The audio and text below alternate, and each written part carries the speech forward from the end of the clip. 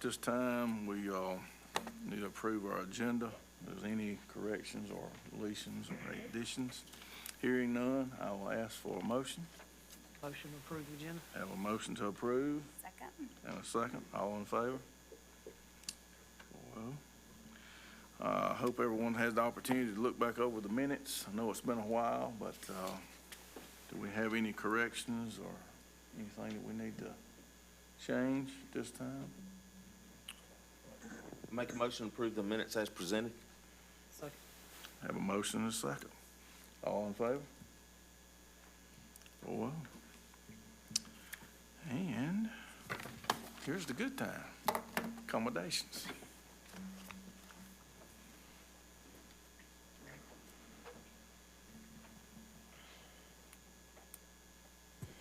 It is always exciting to recognize our students, so I want to thank you parents and you student athletes for joining us tonight for a very special recognition. These are our spring sports athletes who got some very prestigious awards. So we're going to start with our track and field group. And some of these could not be with us tonight, but I think somebody went and rounded up a few of you to be here, so we appreciate that. So we will start with Amiri Acker, and I think he's actually at a football scrimmage tonight, but he was Region 1 3A MVP, 3A All-State in the 100 meters, 200 meters, 4x100 relay team, and 4x400 relay. Then we have Tron Paul. Come on up, Tron. Now, I got him. There we go.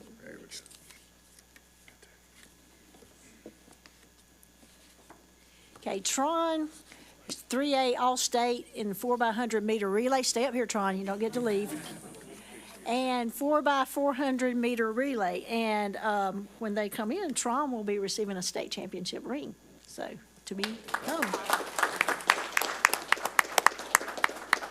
Then we have Quayshawn Clemens, 3A All-State in 4x100 meter relay. I think this was a record-setting group. Josiah Davis, 3A All-State 4x400 meter relay. Darius Latimer, 3A All-State 4x100 meter relay. And Keontae Parks, 3A All-State 4x400 meter relay. Okay, is Tron? They're all graduated except for Mary. Okay, let's bring Tron back up here with Miss Burton and Mr. Watt and myself for a picture. You'll have to represent the whole group.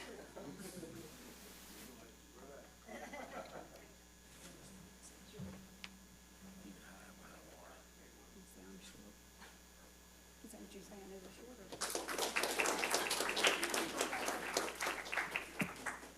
Either way, right? All right, our next accommodations are baseball, and we have Mr. Trip Cook here. He was the 3A All-State, North-South All-State, Region 3A Player of the Year. Congratulations, Trip. I think he's also going to Lee University, and so I'll ask Coach Carson to come up for the picture.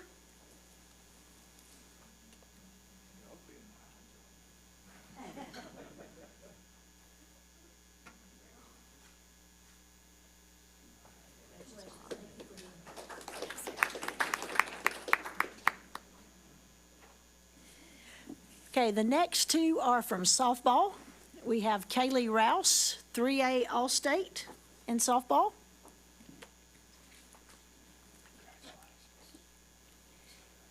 And Kaylee, what year are you now? 11th grade. Okay, and we have Remy Sheriff, 3A All-State and North-South All-Star.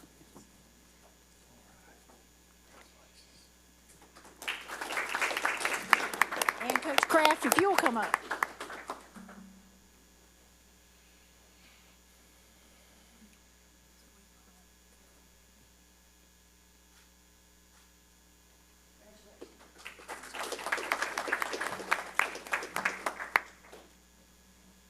we want to thank you all for being here tonight. I won't tell anybody that I taught Remy's mother many years ago, or maybe coached her. So I was young then. She was very young, but I'm thankful to all of you for coming tonight. We appreciate you, and you're welcome to stay for the remainder of the meeting, but if you would like to exit, now would be an appropriate time. But we do thank you for coming. We're proud of your students and their accomplishments.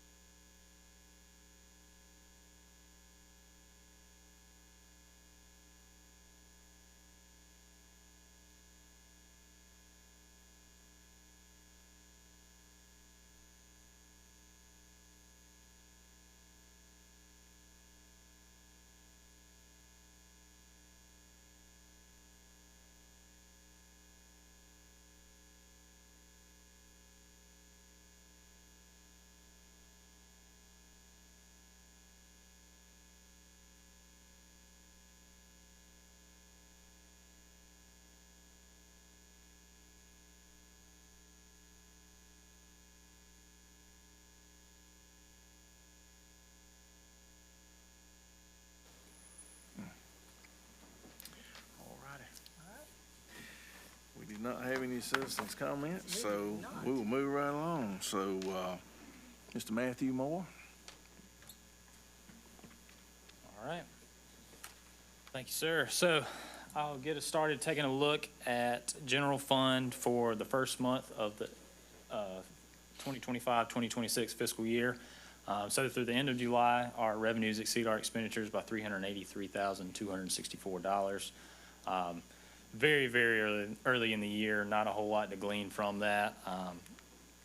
But as you can see, the past couple of years on that far right, and it was kind of small there, but we're typically right there, right under 400,000 1 month into the year. Again, not much to take away, but nothing to cause concern, at least not yet. So feel good about general fund from this year.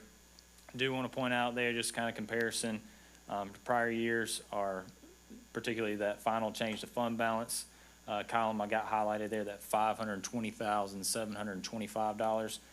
If you recall, that's the amount we discussed during the budget process that is needed to add to the fund balance to get that 25% that we aim for each year. That 25% of the following year's budgeted expenditures that we pass at $32,196,50. So that's what we're needing to add once we wrap up FY 24-25, and I do fully expect to have those have that number met and some beyond. Really not a whole lot for FY 25-26, but do want to touch on FY 24-25 for a moment. So I mentioned we'll be able to hit that 520,000, and I do fully anticipate having some extra funds available to request a transfer to the building fund, either in September or October, like we've done in years past. So we're in a pretty good spot there. Don't have the numbers finalized yet because we still have some money that's still coming in that gets recorded in the prior year, and we also have some expenditures that haven't yet closed out as well. So we still got some timing things that's preventing us from having a final number as well. And of course, what we'll have to use unaudited figures, but we'll feel like we'll have a pretty good finger on the pulse next month. One thing that's going to help us with that transfer and the excess money we're going to have. Just if I haven't discussed it before, our practice here, specifically for property tax revenues, anything that comes in for 45 days after the fiscal year gets accrued back to the prior year. So we still have at least one property tax collection to come in. So that's one of the particular things that we're waiting on. But one of those collections that we've received since we've last met, we had a bit of a windfall on the property tax side, on the delinquent revenue side in particular. Several years back, we were made aware of a lawsuit that was brought forth from Colonial Pipeline, Transcontinental Pipeline. Basically, they're making an assertion that they should be exempt from property taxes. So that's been in the courts for several years now. And then we got notified in about mid-July, late July, from the county treasurer that had been settled. They went to appeals, lost the appeals, and they had been billed for about 6 or 7 years for some of them, some of the companies, in back taxes that they had not been paying. So they billed in mid to late July, and our first allocation that we received right at the end of July, we received at the beginning of August. We collected a unexpected about $400,000 from that. So billed it and collected it within 2 weeks from the county offices. So that was a nice unexpected windfall that we were able to receive. And because it fell in that 45-day window after the fiscal year, that's going to get accrued back to FY 24-25. So having a little bit bigger number available to possibly transfer next month, and that's a big reason for it. And that's in addition to all the things we discussed the prior year with enrollment growth and the property tax revenue that came in really well last year too. But that's a new development that we received word of in the past couple of weeks. So that was a nice pleasant surprise there from the county folks. Other than that, that's really all I have on the general fund side of things. Any questions on general funds? Yes, sir. Yes. On the land, did we pay for it out of the general fund or out of sales tax? That came out of the sales tax. Yes, sir. Mr. Moore, is this the same time that we usually do that transfer to the building fund? When did that occur last year? It's no earlier than September, just because of the timing things I mentioned. We don't have that final number. We have done it as late as October before, but it's usually either or. Ideally, like to have it done in September and have that number locked down and wrapped in before our auditors come in, usually in October. So we're gonna aim for September. We've never done it earlier than that. No, we've never done it in August. Anything else? Good. All right. All right, no, it's getting smaller with every single collection we get there, but just every single collection we receive for sales tax. So since we last met, we've had 2 sales tax collections. In June, we collected $300,342.29. And then in July, $307,683.26. And just kind of put in perspective, June's collection was the 6th largest we've ever had, and then July was the 4th largest. So continues to outperform projections and expectations. So as you can see that from a year ago, 37,000 more in June and 35 in July. So it's continuously outperforming everything we've expected and seen for the past year or so. Do want to point out with the June collection, now that we have a full year's collection for FY 25, we did have that far right number there, just above those 2 lines. That 9.56% was the amount of growth we saw from FY 24 to FY 25. So felt like we had a pretty strong year in the 23-24 year, and so to build on top of that, almost 10% was very, very good news for us. And again, it's continuing strong here in July, so we'll keep tabs on it and keep you updated on it. And then also, not in the presentation, I know we mentioned back in March, I believe, about our sales tax audit with the Department of Revenue. That did get wrapped up on June 30th, so in the appendix items, we do have the letter from the Department of Revenue where we were found to be in compliance with the sales tax referendum, and then the report that they attached with it. So that's there for your viewing as well. So. Any questions? Good. Thank you, sir. Thank you. While Matthew's there, Matthew, just speak to, because I was going to point this out, but I think this is a better time. There's also in the appendix item a letter from the state that we got about title funds that had been frozen and that those are supposed to be released to us soon. Yeah, I guess that scare kind of came and went between meetings, so word had been about all the federal funds being frozen and not sure what things were going to happen on that front. But we did get that letter from the state superintendent to kind of reassure us that those funds have been released. So it was really a little dicey there for a couple of weeks, but that was some good, pleasant news there right before the start of the school year, that those funds were getting released to us as we felt they should. Good deal. All right, thank you. Thank you, bro. Dr. Nixon? All right. Thank you, guys. I just wanted to follow up. The last time we talked about this was right before summer, and we had a lot of things going on in our buildings. And before I even go into it, I just really wanted to give a shout out. Bones Gerard, Blake Whitfield, Brent Powell, all of our administrators in the district and their custodial staffs. We'd have never been able to get the things that we got done this summer without the cooperation from all of these people. And just a great culture and a great environment our principals have cultivated within their schools, and then also our maintenance team did a fantastic job. But just wanted to cover the things that were highlighted. All the other items that weren't highlighted have been completed, so I won't go into much detail there since we did talk about those at the last board meeting. The homeless resource building, actually, since Wednesday of last week, it got done over the weekend. So that underpinning was done under that building. I think Mr. Powell will agree, it looks a whole lot better compared to where it did.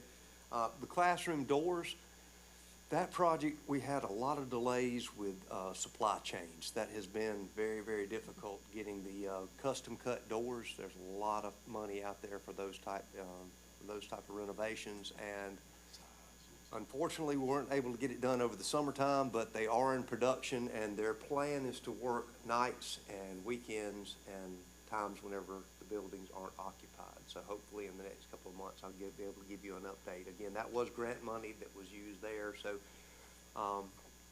not costing the district anything, and it will make sure that all of our interior doors are fire rated and solid core doors. And then the sewer line we mentioned down Highway 184, that has been very, very interesting because the sewer line was installed so long ago that nobody could claim ownership. We didn't know, did the town of Iva own it or did we own it? So back and forth, and finally found something that was on microfiche in a storage area that said that the town and Anderson School District 3 jointly put that sewer line in. And they were like, we've never even heard of that happening. So the town is in the process of claiming that sewer line once we do the repairs to it, and they will be responsible for its maintenance and keeping up with it. Right now, all the permitting is done through DHEC and everything along those lines. We're just waiting for the DOT final permits to be able to close that road down. Didn't feel like in the first couple of weeks of school that would be good for us to be able to close that road down. So we went into contract, and that was part of the contract we wrote with the person that won that award, was that they would pump that line if we did have any issues between now and then, instead of us having to incur that cost around $5,000 to $6,000 every time it was pumped. So Dylan has done a wonderful job getting some of these things together, and this is one of the projects that was at Iowa Elementary.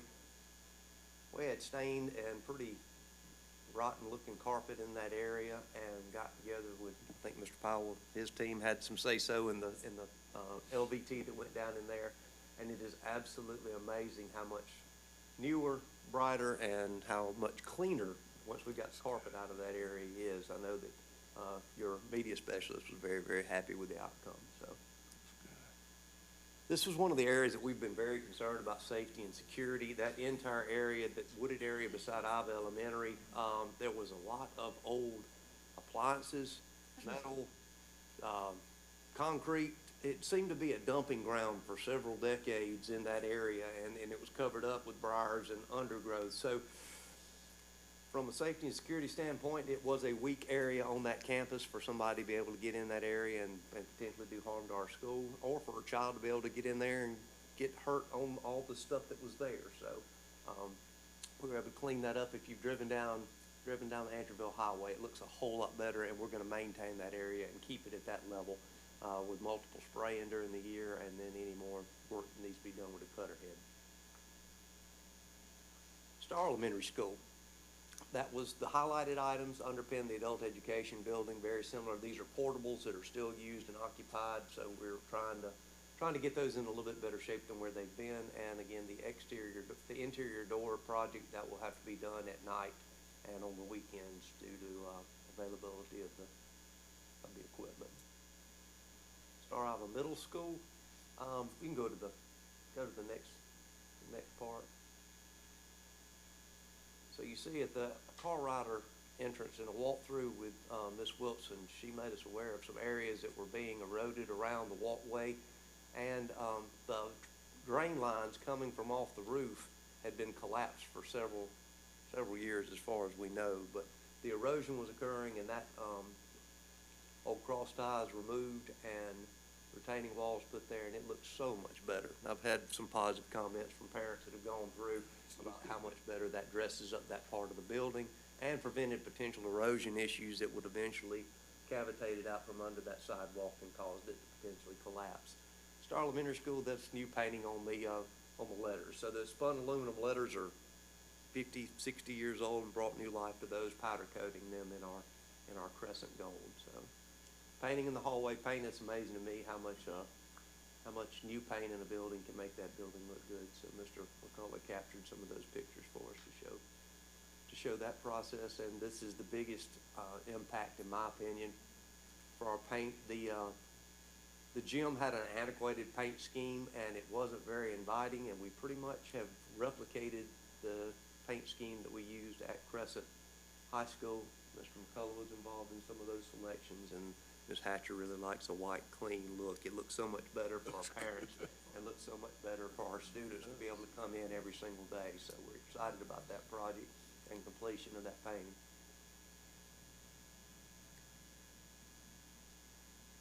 Crescent High School, again, the door project is delayed there as well.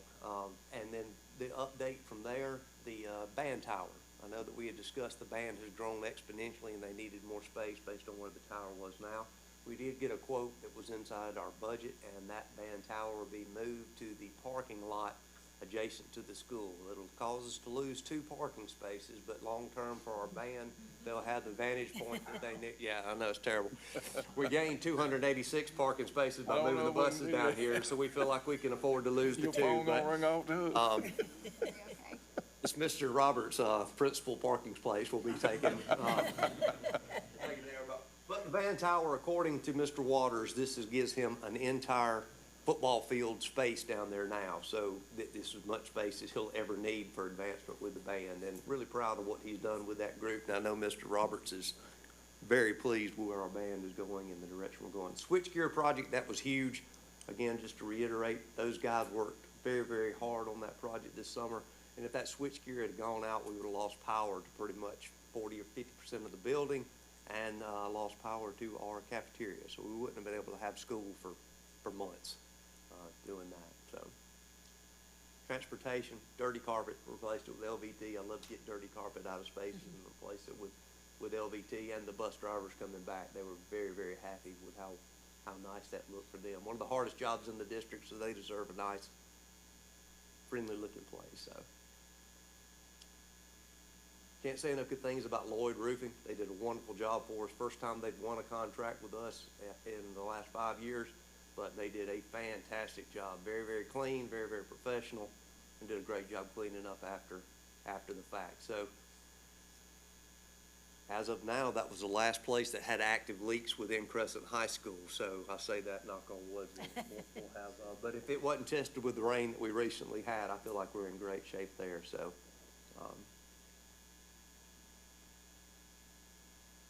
that's the media center at Crescent. So if you remember the carpet that was in that area, again, placing that with the LVT, that was done in the media center, in the administrative offices, and in the front offices. So got rid of a lot of carpet this summer and made those spaces so much nicer and user-friendly for our faculty and staff and students. Classrooms that were replaced with tile. Those were old spaces that weren't really usable as classrooms, but with a little bit of work and coordination with the school, we've been able to add some classrooms and redo the tile in several of those classrooms as well. So, Who did the work for our tile and our LVT? Bowers. Bowers? Bowers won, so it is split between two companies because we didn't take it all out together, but it's Bowers and who? Bowers won all of them, so it was Bowers. They did good work. Yeah, they do good work.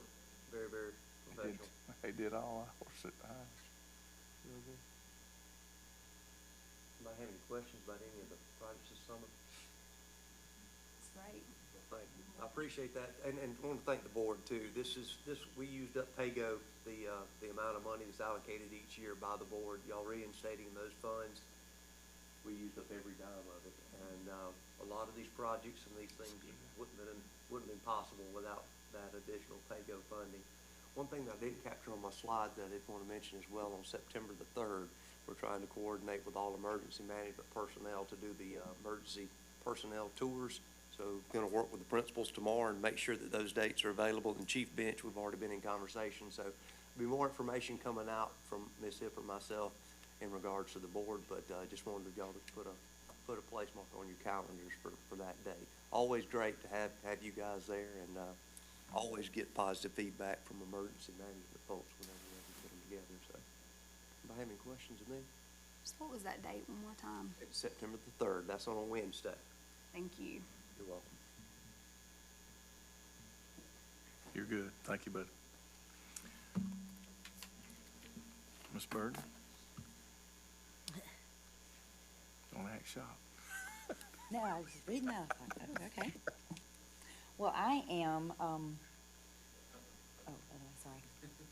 Thrilled to be here to present to you guys a little update on our special education department here in Anderson School District 3. And I have just some brief information, but I do want you to know that I am willing to and always interested in giving you any information you think you might need if you wanted to tour some of our programs or see some things in action. But today I wanted to bring you a little snapshot of our district and our special education population. But as of last week, our total population of special education students in Anderson School District 3 is 405 students. That is about is a little bit over 13% of our total population out of our district enrollment. Primarily, primary disabilities, meaning children who have their first disabilities. We have a lot of children that have multiple disabilities, but primarily SLD, which stands for Specific Learning Disability, is 48% of our total population. The next biggest group is our autism population, and that's 14%, followed by speech language, 13%, our other health impairments at 13%, and all of our other areas kind of take the rest of the 12%. So it's the vision impaired, the deaf, hard of hearing, the traumatic brain injury, intellectual disabilities, developmental delays, multiple disabilities, our emotional disabilities, and our orthopedically impaired students. So that is who we're currently serving. I put a little information there in case you wanted to remember what those all stood for. So trending data for special education in our district. In 2020, we had 348 students, and then 2021, we went down after the pandemic. Some students didn't return back to face-to-face to campus. And then we've slowly been rising since then with 365 to 394 to 400 is what we calculated last year. This number is taken, it's a snapshot that's taken in October of every year, and then we kind of certify it. They pull it from our Power School enrollment and everything in October. So what we like to do this time of year is make sure all of our kids that have transferred in or transferred out, that we have everybody secured in Power School. So our child count number by this October date, usually it's around the 25th or 26th, is pretty secure because that's what impacts our funding. But we're kind of steadily on the rise. We as a department, our special education services, we are given an LEA determination each year from the State Department. And this year, we did meet our requirement, and I wanted to share that there are 83 school districts in the state, and 29 districts fell into the category of meets requirement, and we were one of those 29 schools. So our district, so that we're in the top, 35% of the state there. And what that looks like for us is they do a compliance measure, and compliance looks at timely and accurate reporting of your data, looks at your fiscal impact, your fiscal risk, also post-secondary planning for our students leaving the school setting and going into transitioning into adult life, timely corrections of any non-compliance, all of our timelines that we have to meet based off IDEA. Part C to Part B transition, that's our babies who transition into school age at 3 years old, so anybody that's under 3 transitioning to school at 3. Our students with disability suspension rate, and our disproportionate representation by race, ethnicity, and disability. So we had an 18 out of 18 compliance score there. Then we have a performance score, and we scored 19 out of 22. And those are things like grad rate, ELA in math, meeting standards, proficiency, school age LRE, which is their placement, trying to keep students as minimally served as possible, keep them in with their gen ed peers as much as possible. Early childhood completion of progress reporting that we have to do. Again, looking at suspensions of students with disabilities, make sure they're not represented, and we're not suspending those students more than their peers. And then career readiness, students who earn their career readiness based off either their WIN scores, their career readiness scores, or their work-based learning opportunities. So that gave us a 37 out of 40, which is at 92.5%, which meets requirements. So back to joining this group of these 29 districts in the state of South Carolina. So our areas that we met and exceeded the state performance, this is students with disabilities, or all these areas: grad rate, ELA 4th grade scores, math 4th grade, math 8th grade, the least restrictive environment when it comes to placement, early childhood placements, suspensions of students with disabilities, and career readiness. The only area that we did not meet or exceed state performance was ELA 8th grade students with disabilities. So that is our area that we did not meet the state target, so that would be an area that we'd like to focus on growth there. Challenges for us in special education are the first one is really the biggest challenge, and it's really a challenge for all of our friends in the neighboring districts as well. There's a lot of talk right now about the increased complexity of needs. We have a lot more students nowadays than we ever have that or that need intensive and very intensive behavioral medical supports and things like that. The area of behavior is really ramped up, especially for our friends with autism spectrum disorder. So just a lot of needs that we're going to have to address, and that's a challenge. Compliance pressures, timelines for evaluations and IEP meetings. The only reason that is a pressure is because we're having a hard time nowadays finding staff members when it comes to school psychologists and speech language pathologists. We have a great education staff, a certified teacher staff, but when you can't find other providers, you have to contract for those services. And it's just a little bit more of a challenge. It can be done, and it is done. Like I said, we're 18. We are compliant, 100% compliant, but it is a challenge to get with people, work with people who aren't here. Some of them are virtual. Some of them only come for the services, but they meet with us virtually. So it's just an outside factor that we have to kind of factor in to make sure we're compliant. So, and also rising costs for transportation, but more or less the specialized services and supports, and that would be outside therapies that kids need and things like that. So a lot of behavioral supports, and then equipment to kind of help students kind of be more regulated in the school setting. Private placements and assistive technology. That's kind of the challenges that face us in special education. So priorities for the department, we really wanted to keep working and keep expanding on our inclusive practices for all of our students. I say K through 12, but it's really 3-year-olds to age 21. Those are the students we have in our buildings, but make sure that we have inclusive practices for them as much as possible. And strengthen early literacy interventions. I think we've come a long way. This is the first time that we have met or exceeded in 4th grade ELA. On the previous slide I showed you in many, many years, and I don't know how far back that goes, but I could definitely find that out. But I think that comes from some focuses that we're making with our younger years, with our training, and I was proud that all of our special education teachers agreed to participate in the letters training cohort. That was a choice that they had, and they chose to do so, especially the ones in upper elementary and middle school. So I think we're going to reap some of those benefits sooner than later, but we still want to focus on students with disabilities and their literacy development.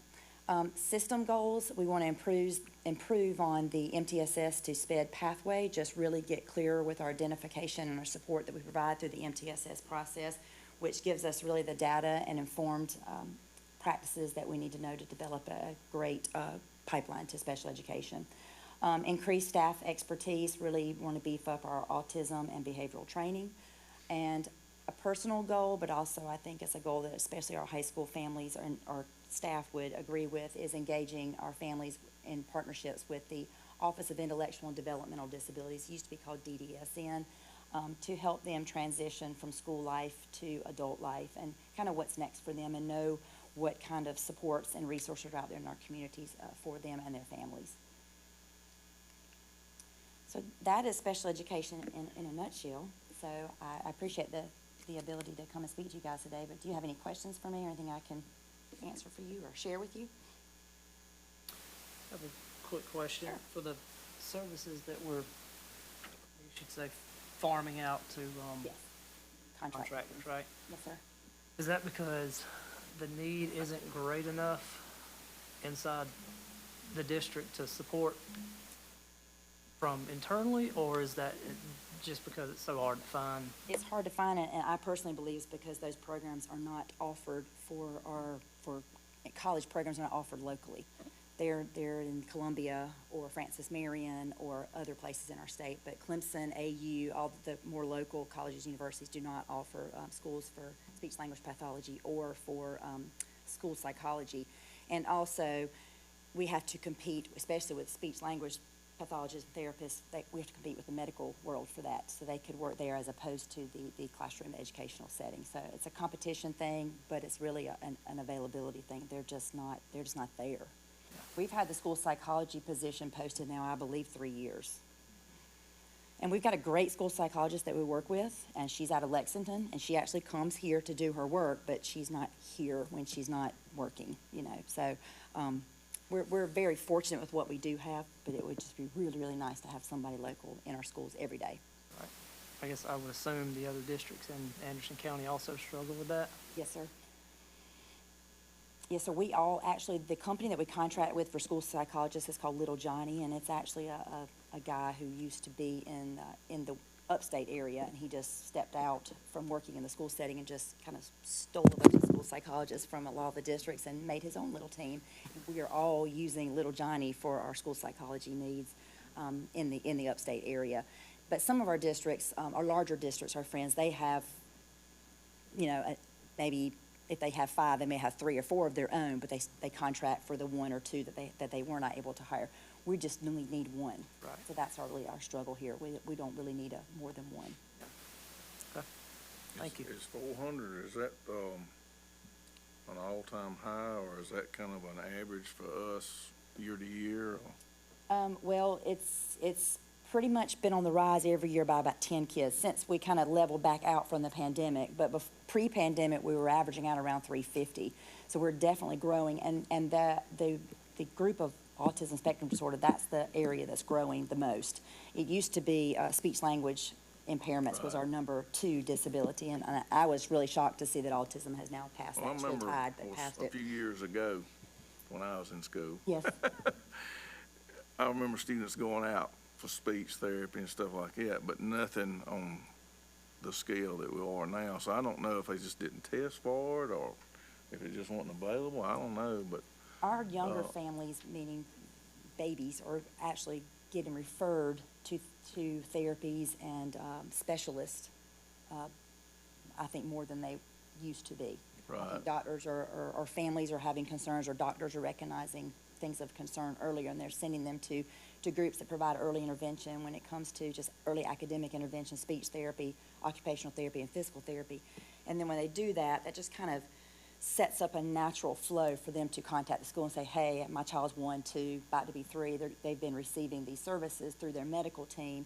Would you take a look at this kid? And then that kind of leads to it. So I think they're starting a lot younger. The flip side of that is now that means that the early services are very full. So a lot of our families who really, really, really need it are not getting it because there's a 2 and a 3 year waiting list for those services. And so some of our pretty high-level needs here are kids that have not been able to get the early intervention that they needed because it's become such a thing. We're seeing a lot of local business people start their own businesses and start early intervention, and just it's become a money-making thing because, you know, you can bill insurance, you can bill Medicaid, whatever you choose to do. And so there's a lot out there, but there's a lot of need. So that's the struggle. We want to get as early as possible. Hats off to y'all. I know when we go around and do like the school tours that Dr. Nixon was referring to, And I know we've been to Flat Rock and it just amazes me. The teachers do a really good job. I mean, those folks don't get no rest. I mean, it's unreal. No, you can't look away. And it's kind of, I don't know, it gets to you It when does. you see, well, you just don't commonly see that every day. And then when you go by and it resonates with you, it's kind of, It's a hard job. Oh, thank you. That leads Yes. me to one of my questions. Yes, ma'am.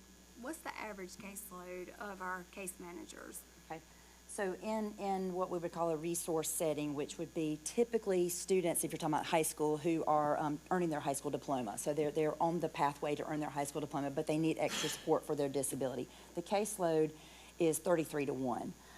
We are right now, I haven't looked at Crescent since school started back. I can tell you the middle school, we're at about 30 to 1 right now, so 33 being the max. I know that the middle schools, and Miss Wilson may be looking at me right now, thinking, oh no, it's gone up since we last talked. But we're probably at 30, 31, 32 to 1 at the middle school right now for our two special education teachers. So we're kind of at that level. So we're closely watching those now. But 33 to 1 is what we shoot for, which is what the regs say for a resource type setting. That's more of a support model where kids come in, get their support, and they go back to their gen ed classroom. When you get to more of a self-contained placement where students are receiving the majority of their services all day long in a special education type setting, a 15 to 1. Okay, and so we're not over that? No, I did look at the middle school's numbers today because I was helping a teacher with something. I believe they had 20 kids, but they have 2 teachers. So that's a 10 to 1 ratio at the middle school today, just because that's the one I had to look at.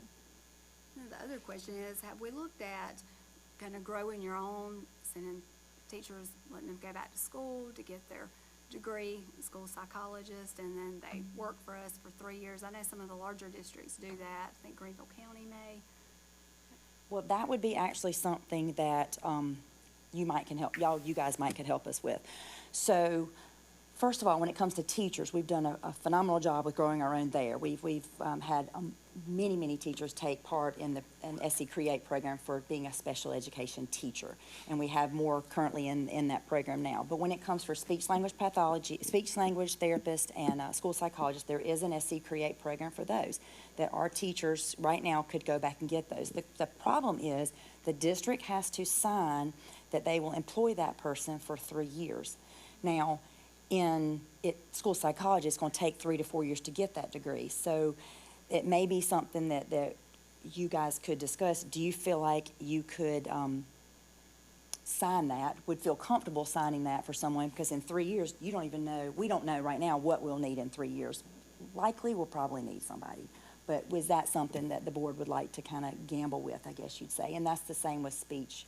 We would like, at the state level, we have asked the state to look at just making the candidates sign that they will work in the state of South Carolina for 3, 4, 5, whatever years. Because we know that if this particular district or our district, whoever we're talking to, doesn't need someone at that time, we know our neighbors do. We think that they would easily be able to be hired and easily be able to give back the funds that they received to take the program. But that's the thing. When we have a teacher reach out that wants to participate and we sign that, do we want to sign a second one or a third one? Because the more we sign, the more we're committing to hire them. So that's kind of the challenge that I struggle with. But also, they have to get into, and I'm not saying that they couldn't, but it is more rigorous to get into those programs because you apply to with all the other applicants across the state, and they only take so many to certain programs and things like that. So we do have a teacher right now at Ivy Elementary in the speech language. School psychologist program. When I said that, it's wrong. So we do have somebody in the school psychology program. So she's probably around the middle of that program. So that's Sunny Behringer at Ivy Elementary. So that would be something we have working for us, but we do not have anybody in the speech program right now. Now, do they do that online, or I mean, you said Columbia and some of these other? Yes, sir, they have I was online thinking programs. that'd be a lot of traveling. They do. Yeah. They do have online programs. Okay, good. Hybrid. Yes. They can go once every couple weeks too. But her Sundays have been all online, right? Yes. It's all online. And then has she signed to stay in our district? We signed the contract with SC Create she signs her part that says, I'm gonna do what I'm gonna do, and we sign that we will hire her as soon as she graduates. Okay. So we have done that for her. But the question comes if there's somebody else that comes up today and says, hey, can I apply for this program? Do we gamble and do a second one, you know? That's the struggle, and that's why when I say you guys might could help us, if you're ever talking to people across the state, or maybe you could say, hey, could we, because I know my friends in all the Anderson districts, Abbeville, everywhere, everybody needs somebody. So the other districts are not fully staffed with school psychologists. Some are. Some are. And some are, for sure. I don't really know which districts are, but I know that when I go to WEPEC meetings, the guy that owns Little Johnny used to be a member of our WEPEC teams. We all work with them for some kind of need. I'll add to that, with the need for speech language pathologists, all the superintendents in Anderson County and Oconee and Pickens have on several occasions talked to Anderson University about adding that program. We're not making a lot of leeway, but we have been A need. advocating for that, because that is a premier place that could offer it, and it would really help us. And the kids still on the board up there? I'll just say that if you have any influence there, Please, that'd be great. I think we got a county board member that's on that board too. Any other questions for me? That's all. Thank you very much. Thank you. all right, Lee, while you're there, will you speak Oh, I'm to sorry. the Yes. local board approved course that's gonna be the action item? Yes, can you put that for me, Dylan? And we all link the special services report? We will. No. Okay. So, Mr. White mentioned the program at Flat Rock Elementary. The program at Flat Rock Elementary is for students ages 3 through 21. And the reason for that is these are our students who have our most profound needs, need our most medical attention, all the things, and they pretty much stay in this therapeutic-like setting for their school career. And when we register kids in Power School, we have to register them based off their grade level. The code matches their grade level. So we may have 15 children in that classroom, and they may be a kindergartner, a second grader, a fourth grader, a 12th grader, all these grades technically. But so it really becomes a nightmare when it comes to scheduling, because every kid has to be put in different classes. So this teacher is connected to like a laundry list of course codes. So the State Department recommended that we just do a local board approved course for this type of classroom. And working with the other WEPEC districts, we kind of came up with this one. So this would be one course code that we could use for all the children in the classroom at Flat Rock Elementary School. And it is basically described as a learning lab placement for specialized instruction. It's very individualized, to work with kids to modify their academic goals and to work with kids on their IEPs. Multi-grade classroom that's very supportive, structured, working on academic functional skills, social emotional development, adaptive curriculum with all kinds of unique needs, and collaboration with all the therapists and the families that come into the classroom and provide those services. So it's more of a true classroom that kind of fits all the needs, but not really having to have about 25 course codes that we have to put a child in when it comes to Power School. So just kind of narrowing that down a little bit. So we would like to present this local board approved course for the elementary multi-age classroom. You'll hear the recommendation to approve this course code. I entertain a motion. I make a motion to approve this new course code. Need a second? And a second. Any further discussion on this? Hearing none, I'll call for a vote. 5-0. All righty. You need- No, I think we've addressed the appendix items. The others are just information. I would like to say thank you, Dr. Estes from Anderson Institute of Technology, for joining us tonight for our board meeting. We appreciate you and what you're doing there. All righty. Appreciate all y'all coming out tonight too. Appreciate what y'all do. Y'all might not hear it much, but we do appreciate you. We certainly do. It's a tough job, but somebody gotta do it, ain't that right? Y'all do it well. Yep. I entertain a motion to go into executive session for personnel and contractual matters. Make a motion to go into executive session. Have a motion? Second. Second. All in favor? 5-0. All right. Thank y'all for coming. Appreciate you. Is that you or me? You already got